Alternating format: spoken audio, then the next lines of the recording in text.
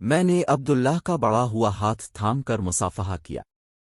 اس نے بات جاری رکھی، اسی درگاہ کا ایک مجاور ہوں، خدمت کرتا ہوں یہاں آنے والے زائرین کی۔ میں نے غور سے عبداللہ کی جانب دیکھا۔ اب اپنی گفتگو سے تو پڑھے لکھے لگتے ہیں، پھر یہ سب کچھ میں نے جان بوجھ کر اپنی بات ادھوری چھوڑ دی۔ وہ میری بات سن کر ہلکے سے مسکا آ۔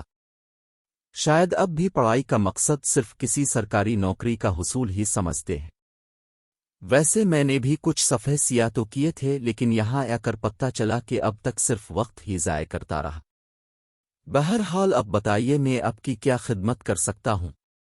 نہیں، کچھ نہیں۔ دراصل میرے دوست نیچے ساحل پر میری رات تک رہے ہوں گے۔ اب سے مل کر اچھا لگا۔ میں نے عبداللہ کے کاندھے پر ہاتھ رکھ کر اسے دبایا اور واپسی کے لیے پالا۔ پیچھے سے عبداللہ کی آواز سنائی دی، کوئی منت نہیں مانگیں گے اب؟ میں مسکرا کر پلٹا، چلیں یہ وعدہ رہا۔ جب کبھی کوئی منت مانگنی ہوئی تو یہیں اب کی اسی درگاہ میں کر مانگوں گا۔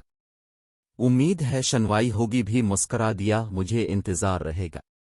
میں اس کی جانب الوداعی انداز میں ہاتھ لہرا کر سیڑھیاں اتر گیا۔ نیچے وہ سبھی میرے لیے فکر مند ہو چکے تھے۔ مجھے دیکھتے ہی سب سے پہلے اینی برس پڑی۔ ساحر، یہ کیا مذاق ہے؟ تم جانتے ہو ہم سب یہاں تمہاری وجہ سے کس قدر ہلکان ہو رہے تھے۔ کہاں چلے گئے تھے تم؟ کچھ ہمارا بھی خیال ہے تمہیں۔ وہ روحانسی کی ہو کر چپ ہو گئی۔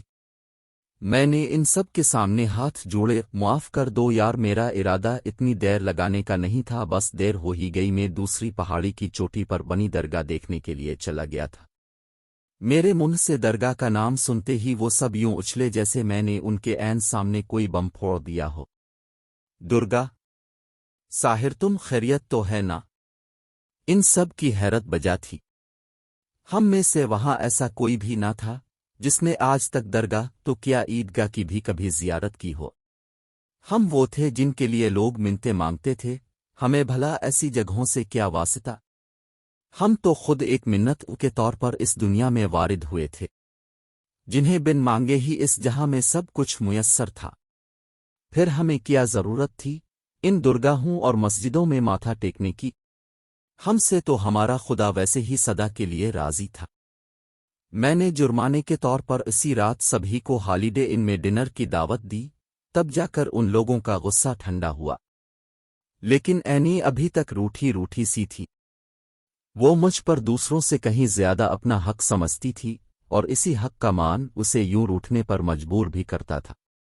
اینی کی یہ خاموشی واپسی پر بھی تمام راستے برقرار رہی، لیکن میں جانتا تھا کہ حسب معمول آدھی رات کو مجھے فون کیے بنا اسے نیند نہیں آئے گی، لیکن اس رات تھکن کی وجہ سے میں اس قدر گہری نیند میں تھا کہ نہ جانے کتنی گھنٹیوں کے بعد فون اٹھایا۔ دوسری جانب سے اینی کی پریشان اور کسی قدر جنجیلا ہوئی آواز میں یہ عہد کیا تھا کہ اب آئندہ تم مجھ سے کبھی بات نہیں کرو گی۔ تم جانتے ہو نا میں تم سے بات کیے بنا نہیں رہ پاؤں گی، اسی لیے اتنا اکثرتی ہو۔ یار میری کیا مجال کہ میں گورنر صاحب کی اکلوتی بھیجی کے سامنے ذرا سی بھی اکثر دکھانے کی جرت کر سکوں۔ مجھے جیل جانے کا کوئی شوق نہیں ہے۔ مذاق مت کرو ساحر، میں بے حد سنجیدہ ہوں۔ میں سیدھا ہو کر بیٹھ گیا۔ اچھا بولو، کیا چاہتی ہو؟ دوسری جانب سے اینی کی شرارت بھری آواز ابھری، تمہیں اچھا تو یہ تم سنجیدہ ہو؟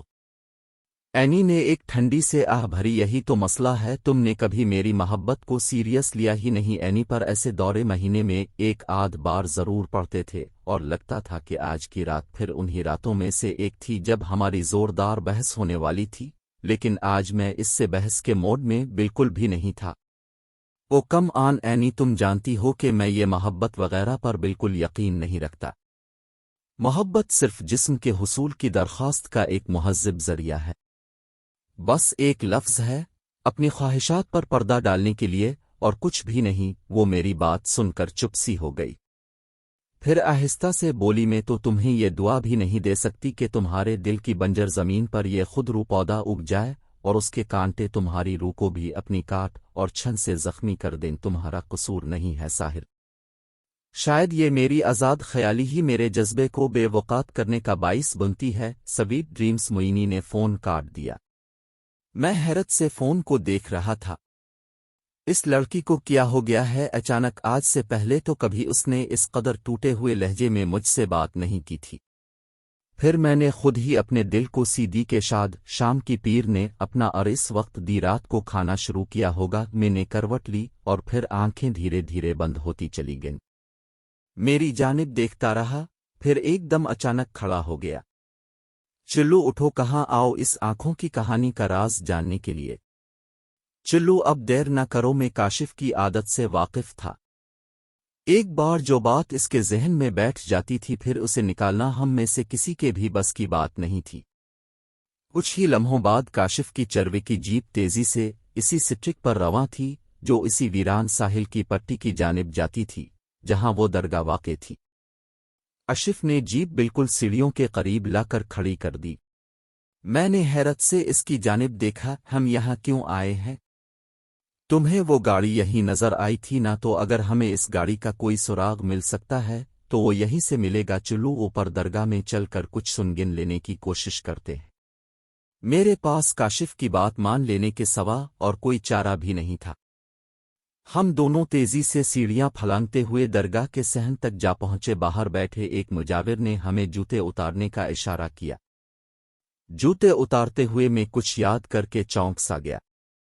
اس روز بھیٹر کی وجہ سے شاید اس دروازے پر بیٹھے مجاور کی مجھ پر نظر نہیں پڑ سکی تھی، لہٰذا میں جوتوں سمیت ہی درگاہ کے صحن میں داخل ہو گیا تھا۔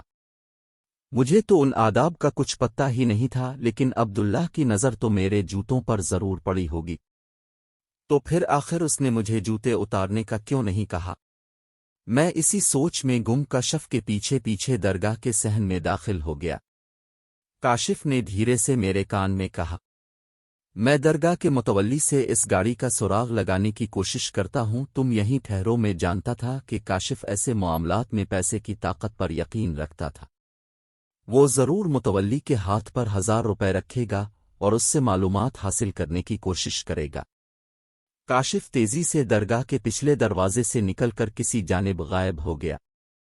میں نے گہری سانس لی اور پیپل کے پیروں کے نیچے رکھے پانی کے گھڑوں کی جانب بڑھ گیا۔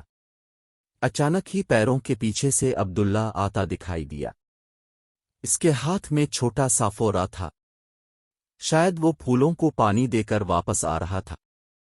ہم دونوں کی نظر بیک وقت ٹکرائی۔ عبداللہ نے خوش دلی سے میرا استقبال کیا۔ ارے آپ، ہمیں یہ مجیو ہے کہ منت مانگنے کا وقت اتنی جلدی آ گیا؟ میں ہنس دیا، نہیں ابھی وہ وقت نہیں آیا، دراصل کسی کی کھوج مجھے دوسری بار یہاں تک کھینچ لائی ہے۔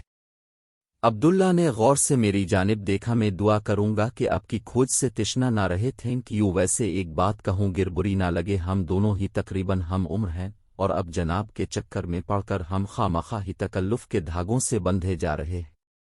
اگر ہم دونوں ایک دوسرے کو تم کہہ کر مخاطب کریں تو میں بہت ایزی محسوس کروں گا۔ عبداللہ مسکرایا۔ چلو ایسا ہی صحیح، لفظ اور القاب تو صرف اظہار کا ایک ذریعہ ہوتے ہیں۔ ایک بات بتاؤ، اس دن پہلی مرتبہ جب میں اس درگاہ تک آیا تھا تو اپنی لاعلمی کی وجہ سے جوتے اتارنا بھول گیا تھا، لیکن تم نے میرے جوتے دیکھ کر بھی مجھے اتارنے کو نہیں کہا، کیوں؟ کیا تم نہیں سمجھتے کہ اس طرح انجانے ہی میں صحیح؟ پر میں نے درگاہ کے فرش کی بے حرمتی کی تھی۔ فرش تو پھر سے دھل سکتا ہے، دھو لیا گیا تھا، لیکن مجھے یہ اچھا نہیں لگا کہ تمہیں تمہاری پہلی حاضری پر ہی ٹوک دوں۔ مجھے حیرت ہوئی کہ یہ کیسا مجاور ہے جو اپنی درگاہ کے فرش سے زیادہ دلوں کے میلے ہونے کو اہم گردانتا ہے۔ میں نے غور سے عبداللہ کی جانب دیکھا۔ تم اپنے طور و اطوار سے کسی بھی طرح اس درگاہ کے مجاور نہیں لگتے، کیا میں پوچھ سکتا ہوں کہ تم یہاں تک کیسے پہنچے؟ عبداللہ کے چہرے پر اس کی وہی تلسی مسکراہٹ پھیل گئی۔ بس یوں سمجھ لو کہ مجھے بھی کسی کی کھوج یہاں تک کھینچ لائی ہے۔ تو کیا تمہاری کھوج ابھی مکمل نہیں ہوئی؟ میری کھوج تو شاید کبھی مل نہ ہو۔ میں جس رستے کا مسافر ہوں، اس کی منزل آنے سے پہلے ہی زندگی کی شام ہو جاتی ہے۔ یہ درگاہ بھی صرف میرا ایک پڑاؤ ہی تو ہے، جانے کب یہاں سے بھی کوچ کرنے کا پروانہ مل جائے۔ میں حیرت سے عبداللہ کا یہ فلسفہ سنتا رہا۔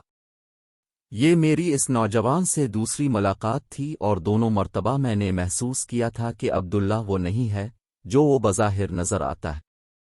اتنے میں کاشف درگاہ کے عقبی حصے سے نمودار ہوا اور اس نے وہیں سے مجھے باہر نکلنے کا اشارہ کیا۔ میں نے عبداللہ سے رخصت چاہی۔ یہ ہماری دوسری لیکن تشنہ ملاقات تھی۔ امید ہے تیسری ملاقات جلد ہوگی اور ہم دونوں تب ٹھیک طرح سے ایک دوسرے کو جان پائیں گے۔ عبداللہ نے مسکرا کر مجھ سے جوابی مصافحہ کیا۔ جب جو ہونا ہے تب تب سو ہوتا ہے۔ میں کاشف کی وجہ سے جلدی میں تھا، لہذا عبداللہ کی اس گہری بات پر زیادہ نخور نہ کر سکا۔ کاشمیر انہم اس وقت اس قدر وسیع ہوتا اور عبداللہ کی اس پیش گوئی کو سمجھ پاتا کہ آئندہ میری زندگی میں کیسے کیسے طوفان برپا ہونے والے ہیں۔ جب میں درگاہ سے باہر نکلا تب تک کاشف جیپ میں سوار ہو چکا تھا۔ میرے بیٹھتے ہی اس نے ایک جھٹکے سے جیپ آگے بڑھا دی۔ کام بن گیا ہے، میں نے پوری معلومات حاصل کر لی ہے۔ میں نے بے چین ہو کر کاشف سے وضاحت چاہی۔ رکو مت، بولتے رہو۔ کاشف نے گاڑی ہائی وے پر ڈال کر ریس بڑھا دی۔ دراصل پچھلی مرتبہ جب ہم یہاں ریس کے لیے آئے تھے تب وہ جمعرات کا دن تھا، اسی لیے اس دن یہاں تمہیں بہت زیادہ بھیڑ بھی نظر آئی۔ وہ گاڑی بھی یہاں ہر جمعرات کو آتی ہے۔ گاڑی کے مالکان کے بارے میں تو میں کچھ زیادہ نہیں جان سکا، بس اتنا پتہ چلا ہے کہ کوئی جدی پشتی رئیس ہے۔ جن دو عورتوں کو تم نے دیکھا تھا وہ ماں بیٹی ہیں۔ کبھی کبھار ان کے ساتھ لڑکی کا باپ بھی چڑھاوا چڑھانے آ جاتا ہے۔ البتہ ماں بیٹی کا گزشتہ 2 برسوں سے یہ پکا معمول ہے کہ وہ ہر جمعرات کی شام یہاں آتی ہیں اور ہر ہفتے ہزاروں روپے کا چڑھاوا چڑھا کر واپس چلی جاتی ہیں۔ تمہیں یہ سب کچھ کس سے پتہ چلا؟ میرا مطلب ہے کہ جمعرات کی شام آنے والے زائرین کی تعداد تو اچھی خاصی ہوتی ہوگی، پھر ان کے درمیان ایک خاص خاندان کو آدر کرنے والا کون ہو سکتا ہے؟ کاشف زور سے ہنسا۔ اب کی اسی معصومیت پر قربان جانے کو جی چاہتا ہے جناب یار، چاہے ہر جمعرات سینکڑوں لوگ درگاہ کی زیارت کو آتے ہوں، پر ان میں سے کوئی بھی ایسا نہیں ہوگا جو ہر بار ہزاروں روپے کی نظر دیتا ہو، اور پھر ان کی گاڑی اور ان کے رکھ رکھاؤ کو تو تم نے خود نوٹس کیا ہے۔ ایسے لوگ ہزاروں کی بھیڑ میں بھی ہوں تب بھی انہیں پہچانا جا سکتا ہے۔ اب اپنا زیادہ سرمت کے پاس صرف 2 دن کی بات ہے۔ اس جمعرات کو ہم خود یہاں درگاہ کے دروازے کے قریب ڈیرا لگائے بیٹھے ہوں گے۔ صرف ایک بار کار کا رجسٹریشن نمبر پتہ چل جائے، پھر اس خاندان کا کھوج لگانا میرے بائیں ہاتھ کا کھیل ہے۔ جسٹ ویٹ میری جان۔ اگلے 2 دن میری زندگی کے شاید سب سے زیادہ بے چین شب و روز تھے، پر وقت کسی طور گزر ہی جاتا ہے۔ یہ 2 دن بھی کٹ ہی گئے اور جمعرات کی سپہر میں اور کاشف دونوں ہی اسی پہاڑی چٹان کی چوٹی پر بیٹھے اس کار کا انتظار کر رہے تھے جہاں سے پہلی مرتبہ میری نظر اس گاڑی پر پڑی تھی۔ وقت بھی اس کچھوے کی طرح دھیرے دھیرے سرک رہا تھا جو دور ساحل کے کنارے پانی میں اترنے کی کوشش میں سرگرداں تھا، لیکن ہر بار سمندر کی ایک بڑی لہر اسے اٹھا کر پھر سے دور ریتلے ساحل پر شیخ دیتی تھی۔ میں نے بھی جتنی مرتبہ اپنی کلائی پر بندھی گھڑی دیکھی، مجھے یہی لگا کہ میری گھڑی کی سوئیوں کو بھی وقت کی ایسی ہی کوئی منظور لہر اٹھا کر بار بار پیچھے پھینک دیتی ہے۔ شاید وہ میرا 23واں سگریٹ تھا جب اچانک کاشف زور سے چلایا۔ وہ آگئی میں متوقع انتظار کے باوجود یوں زور سے چونک کر پلٹا جیسے کوئی انہونی ہو گئی ہو۔ دور بل کھاتی سٹرک پر وہی شیورلیٹ ریت اڑاتی دوڑتی چلی آ رہی تھی۔